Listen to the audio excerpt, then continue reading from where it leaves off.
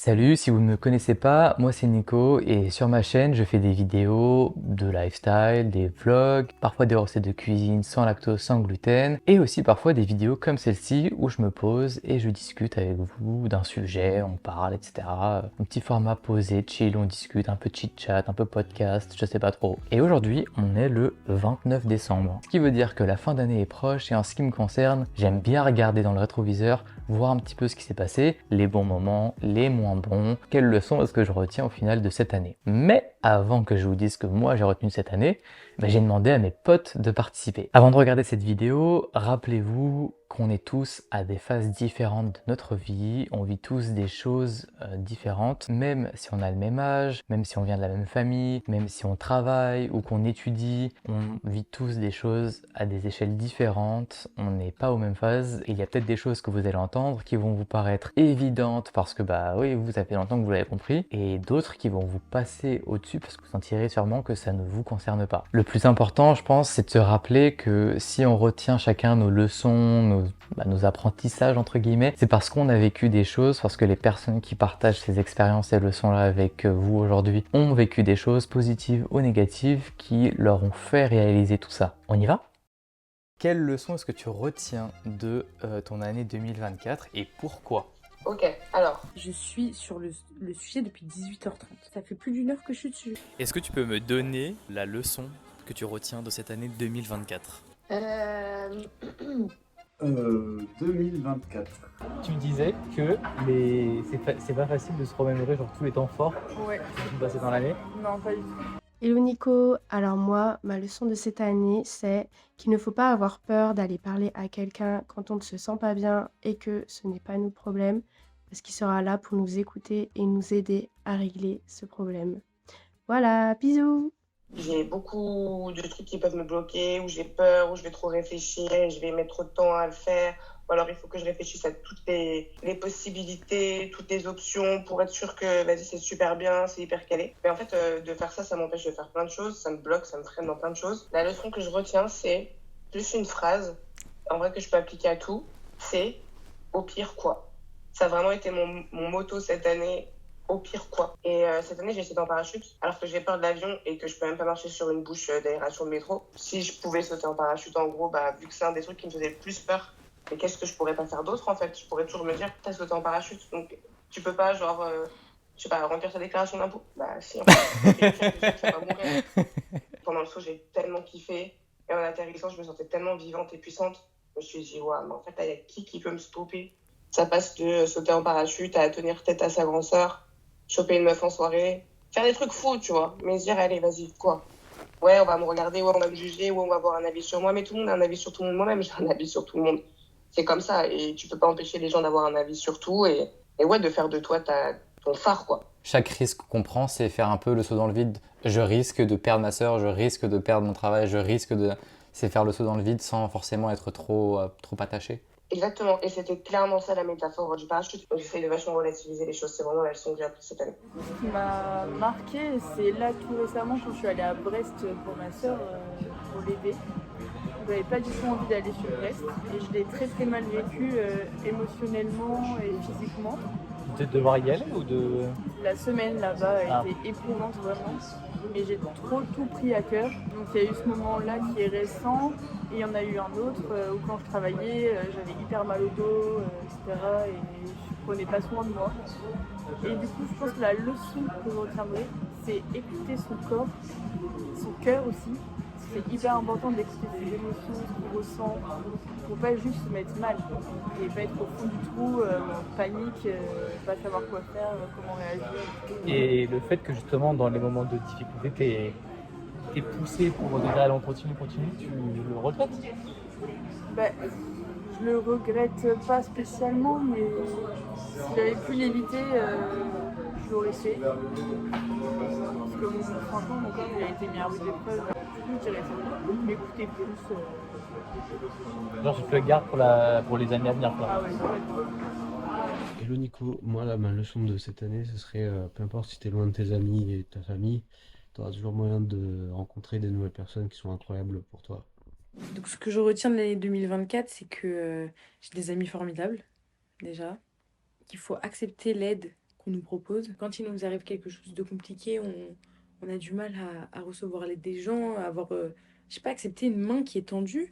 Et là, en l'occurrence, j'avais plein de mains tendues. Là, je pouvais pas faire semblant. Je remercierai jamais les gens, que ce soit mes amis, mon mec.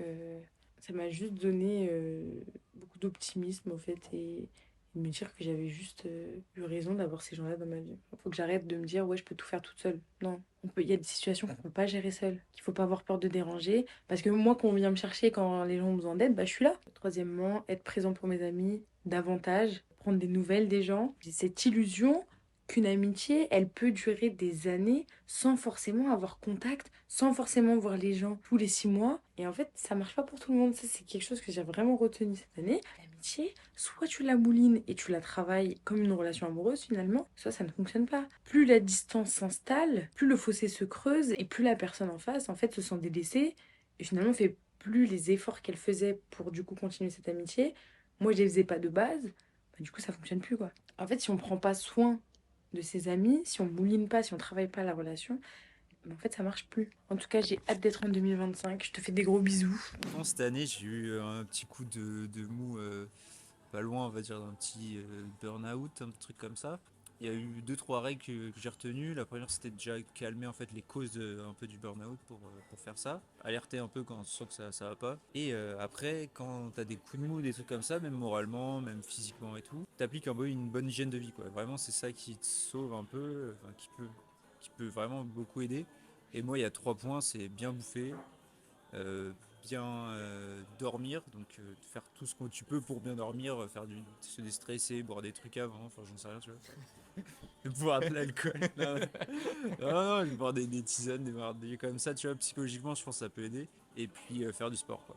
Et avec ces 3 trucs, je pense que ça peut t'aider à t'en sortir un peu mieux. Et je pense que si j'ai des coups de mou dans le futur, je pense que ces règles-là, j'y suis. Et Elles vont rester, quoi. mais t'avais identifié facilement d'où venait le problème ou pas? Oui, c'est venu du Ah ouais. travail et de la charge savais. et tout ça, ouais, Ok. ouais. Mais après, une fois que c'est ça, bah, il faut se reposer, quoi. Et je me disais, mais comment se reposer le plus vite possible, ou le mieux possible? Bah, avec la meilleure hygiène possible, quoi, de vie. Tu sentais que sur les Pas- 3 trucs, tu te dégradais ou pas? Bah, sur le sommeil, ouais, je sentais que ça allait plus, c'était chelou.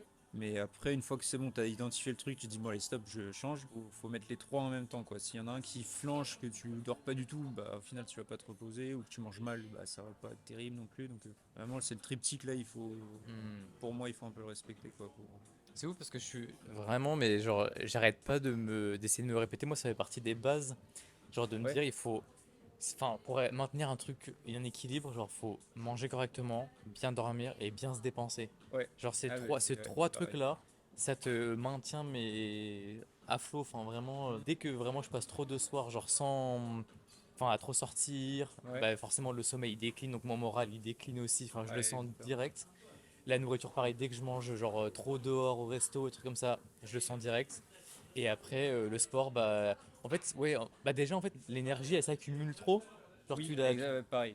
Et exactement. Et quand tu je te sentais que dépenses. j'étais pas bien, je me dis putain, attends, ça fait combien de temps que j'ai pas fait de sport? Ah ouais, c'est ça. Et des fois, tu. Non, mais de ouf. Et genre, je Voilà. sentais l'énergie qui s'accumulait. Et du coup, j'étais frustré bien plus facilement au taf et tout. Enfin, c'était. Ouais, ça joue de ouf sur le moral en fait. Bah, merci beaucoup, Val. Bah, avec plaisir. Je pense qu'il faut ne jamais rien lâcher et que le travail finit toujours par payer. Je pense que c'est le mot de l'année 2024. Par rapport à tout ce qui peut être perso, pro, passion, sport, pour tout, ça marche tout le temps. Genre ça c'est un truc que tu ramènes pour l'année prochaine. Ouais, c'était une très belle année. On a fait plein de choses, on a découvert plein de choses, mais on n'a pas fait de road trip vélo. On n'a pas fait, c'est vrai. Et Ah, du c'est un coup, peu il faudra tard. qu'on Ah bah, fasse un road trip vélo en 2025. oui. Je dirais que la leçon que je retiens, après on l'entend tout le temps, hein, on dit c'est la clé, c'est la clé, c'est la clé, mais c'est vrai que je pense que cette année, si avec mon copain on n'avait pas suffisamment communiqué à certains moments, ça aurait pu être très compliqué. C'est vrai que moi je suis assez cash, donc j'ai tendance à dire les choses comme ça, quoi, telles qu'elles me viennent, sans trop prendre en considération comment l'autre peut le recevoir. Et donc là, avant de faire des reproches, qui ne sont pas forcément des reproches, mais des états de fait, enfin voilà, des choses qui vont pas forcément et dont il faut parler, eh bien, j'ai beaucoup pris le temps d'analyser l'autre, de réussir à comprendre comment les messages seraient bien transmis, etc. À chaque fois, en fait, on se dit qu'il y a des choses qui pourront pas changer, qui pourront pas évoluer. Je pense que c'est juste des perceptions qu'on se fait nous-mêmes de comment est l'autre et qui est l'autre. Or, c'est s'enfermer dans une idée qui n'est pas forcément la bonne. Et bon, après, c'est valable en amitié, c'est valable au travail aussi, où ça m'a pas mal servi. Avec l'âge, on prend en sagesse aussi. Du coup, je dirais que c'est communiquer, mais savoir comment communiquer. Voilà, c'est pas pareil avec tout le monde, c'est pas la même façon de dire les choses, de peser ses mots. Mais il faut le faire parce que sinon, c'est sur nous que ça retombe, quoi. Je dirais que ma plus grande leçon, c'est d'arrêter soit de tout accepter ou soit de tout rejeter et de réussir à trouver cet entre-deux où les choses peuvent s'améliorer parfois, voilà, pas être tout blanc, tout noir, mais réussir à trouver un peu cette zone au milieu, permettre que les choses s'arrangent, quoi. Si moi je dois résumer la leçon que je retiens cette année en une seule phrase, je crois que je sortirai la phrase la plus cliché qu'il est possible de sortir pour un truc pareil. La leçon que je retiens cette année, c'est aie le courage d'être toi-même. Pas il faut rester soi-même, mais déjà il faut avoir le courage d'être soi-même et avoir le courage d'assumer toutes ces choses qui font de nous qui nous sommes. Ce sont nos sentiments, nos goûts les plus profonds qui sont ce qui nous différencie les uns des autres. Pourtant, ce sont des choses tellement personnelles et qui nous rendent tellement vulnérables qu'on a tendance à les mettre de côté et à laisser plutôt la place à des choses plus acceptables socialement ou en tout cas des choses qui plairont au plus grand nombre. C'est vraiment cet été, je ne sais pas pourquoi, que j'ai compris que c'est en étant le plus soi-même qu'on rencontrera ou qu'on attirera des gens qui sont similaires, qui ont des points communs avec nous. Et donc des points communs sur des sujets qui sont hyper personnels pour nous,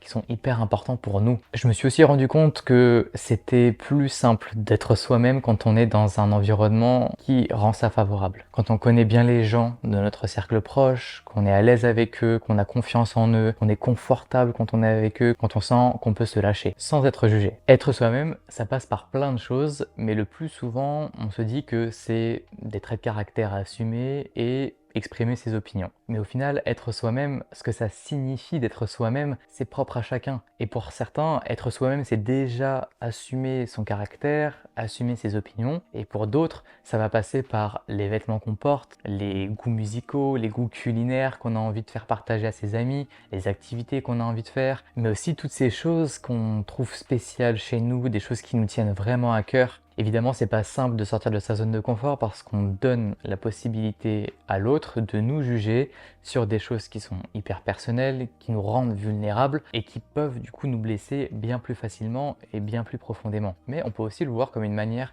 de filtrer, trier les relations qu'on a dans notre vie et savoir qui on veut garder et qui on ne veut pas garder plus facilement. Donc ça, c'est la leçon que je retiens de cette année 2024, mais ça veut pas dire que moi, dès que je rencontre quelqu'un, je suis hyper vulnérable, je raconte tout, je montre qui je suis, etc. Enfin, pas du tout, du tout. Ça dépend d'énormément de choses, ça dépend du contexte, ça dépend de mon mood, ça dépend de ce qu'il y a autour, enfin, ça dépend d'énormément de critères, de facteurs, mais j'essaie de faire l'effort quand j'estime que ça en vaut le coup. Au-delà des leçons que chacun d'entre nous peut retenir de cette année, il y a aussi les moments qu'on passe seul ou à plusieurs, qui nous marquent par leur singularité, parce qu'on est dans un endroit unique, parce qu'on a une ambiance qui est parfaite, ou presque, parce qu'on sait que ce qu'on est en train de vivre, on ne le revivra sans doute jamais. Bref, tout un tas de moments dont il est important de se souvenir. Et j'ai déjà mentionné dans une vidéo précédente, mais moi chaque année j'aime faire une bucket list des choses que j'ai envie de faire l'année qui suit, des activités, des événements, des trucs, des choses que j'ai envie d'avoir, parce que c'est des choses qui me motivent et parce que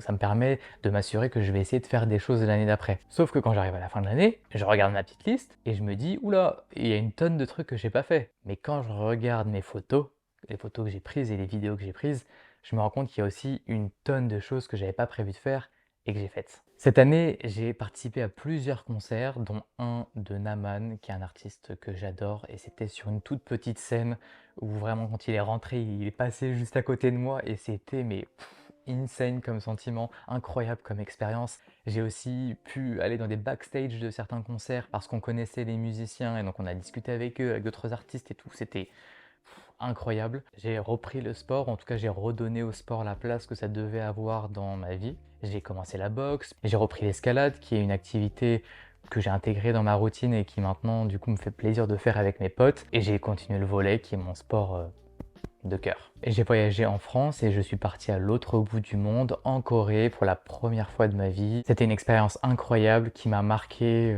pour longtemps. J'ai eu quelques soucis avec l'appartement dans lequel je vivais, qui n'était vraiment pas facile à gérer. J'ai aussi pris plus de responsabilités au travail. J'ai déménagé donc, parce que dans l'appartement c'était plus possible. J'ai fait quelques vidéos à ce sujet, si vous voulez jeter un œil, c'était toute une expérience, toute une aventure. Et j'ai aussi vécu d'innombrables moments de folie avec mes amis qui relèvent presque du rêve tellement c'est des moments paisibles, tellement chill où on passe juste un bon moment tous ensemble. C'est incroyable. Et bref, tellement d'autres choses, mais vous voyez que les expériences que je vous décris aujourd'hui, qui n'étaient pas prévues dans mon planning spécialement de l'année, ce sont des choses qui paraissent plutôt banales a priori, passer du temps avec ses potes, déménager, bon, c'est pas des choses qui sont forcément transcendantes, mais parce que pour moi elles comptaient, parce que j'en ai fait des moments mémorables, des moments marquants, et ils ont eu du sens pour moi et ils ont marqué mon année, ils ont fait de mon année une année exceptionnelle. Parce qu'au final ça dépend de moi si un moment est marquant et significatif pour mon année, et positif ou négatif, tout ça, ça dépend de moi, de mon interprétation et de ce que je décide d'en faire. Ah oui, et je me suis relaissé pousser la moustache aussi.